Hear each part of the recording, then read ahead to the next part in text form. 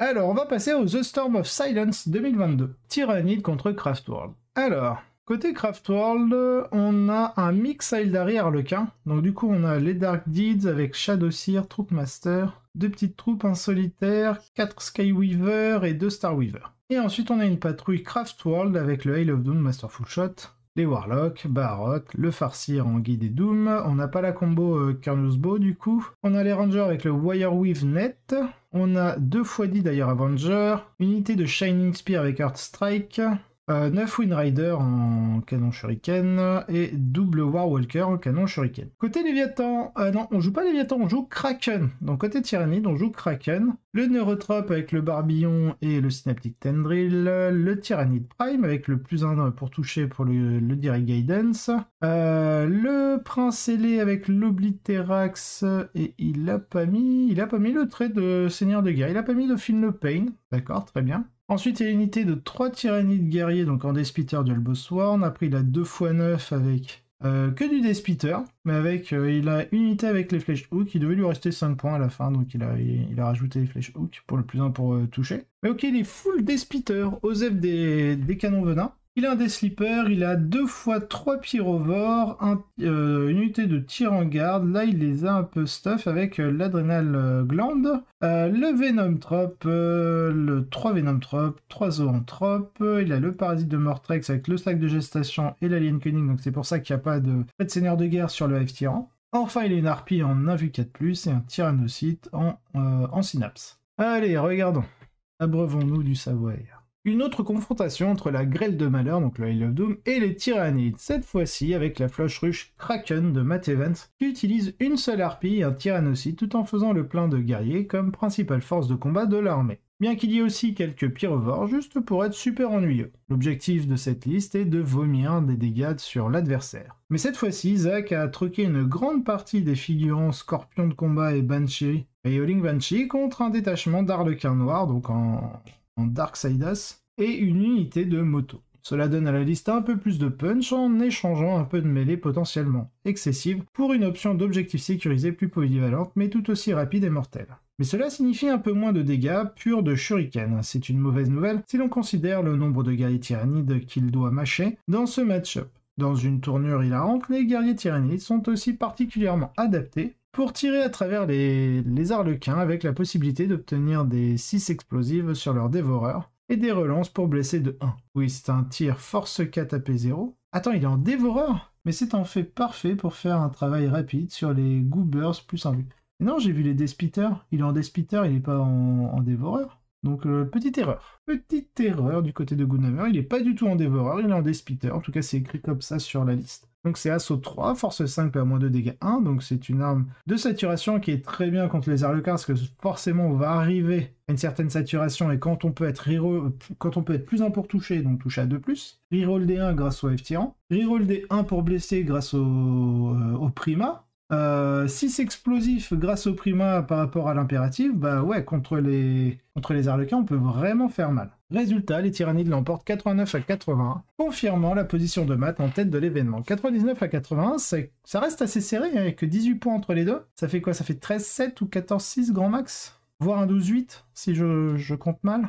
Alors, le Kraken est une bonne chose qui se concentre sur les guerriers pour lui donner une tonne de corps à corps à dévorer. Il y a un peu de tout ici, bien qu'il évite un malanthrope pour un grand nombre de pyrovores. La liste utilise un Prima Tyrannide, ce qui n'est pas très courant. Le Prima lui donne un accès au Guidemind, donc c'est le Direct Guidance. Ah non, le Guidemind c'est l'impératif, donc c'est les 6 qui proc pour tirer, quand on tire à 24 pouces max. Il peut être utile pour augmenter les dégâts des guerriers tyrannides qui commencent à tirer sur leur Deathspitter, et non pas dévoreur, et obtenir des relances sur des jets de 1 pour blesser. Je sais pas pourquoi, il a l'air d'avoir bugué sur les dévoreurs.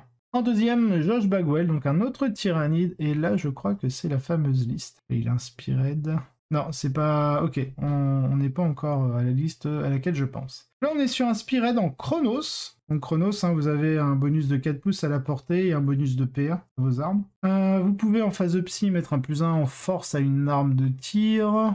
Et le reste, je me souviens plus trop. Donc arrive tirant à pied, glande d'adrénaline, canon Venom, Reaper d'Obliterax et le Heightened Sense. Alors le Heightened Sense donne une full reroll des touches, même à l'arme de tir. Donc c'est un trait qui est plutôt intéressant sur le tirant à pied. Vous êtes full reroll touche aussi bien au tir qu'en mêlée, et quand vous êtes à portée d'engagement d'unité ennemie, vous gagnez le fight first. Donc très intéressant, en mettant en plus le Reaper d'Obliterax. Bref, il a 1, 2, 3 Carnifex, il les joue à 120 points, donc c'est Canon Venom, les doubles, et puis juste l'Unnonsent Sense pour toucher à 3+. Un Exocrine, un Tyrannofex avec l'Acid Spray. Ensuite, on a une patrouille Chronos avec un autre tyran à pied avec le Canon Venin. Là, il a mis de la relique, donc le Chargoulette et la Philnopane à 5+.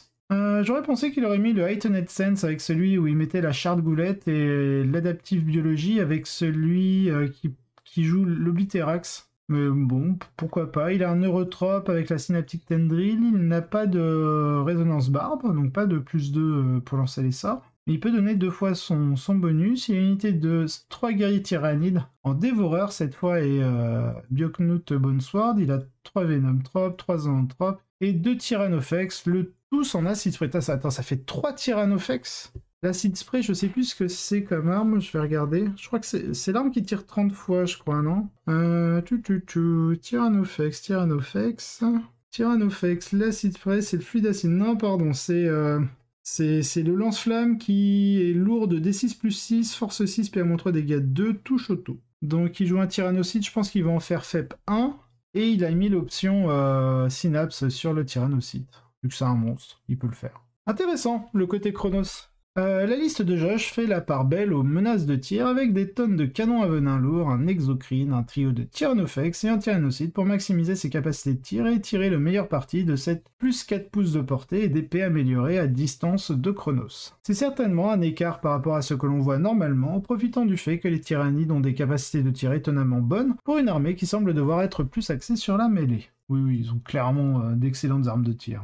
En 7ème place, on a un Death Guard. Donc GG à lui de dépasser le top 10. Alors, on a un Prince Démon, Death Guard. Hulking Physique, Curse of the Leper, Fated Wing, bon ça c'est les Wings, la Forged Sword. La Warp Insect Hive, donc ça c'est la relique de sa... pas de son host, mais de sa compagnie. Donc c'est full reroll touch et bless. Il a un Malignant Playcaster. Bon, il n'a pas de relique, pas de trait dessus. Il a Gifts of Contagion et putrescente vitalité. Il a 2 unités de cultiste, unité de plague marine, ok. Avec un pistoplasma, je pense qu'il lui restait 5 points, il l'a mis sur le champion. Mais voilà, sinon il les prend tout nus. Hein.